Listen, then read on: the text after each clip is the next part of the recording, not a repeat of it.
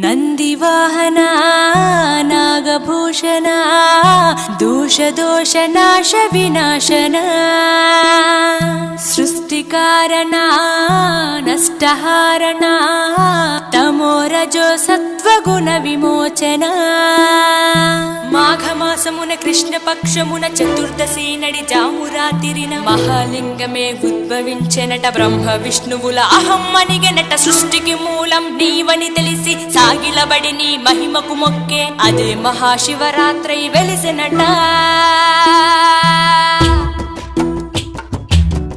అరే ఓ జంగమా విభూది లింగమా పక్కన పార్వతమ్మ తలపై గంగ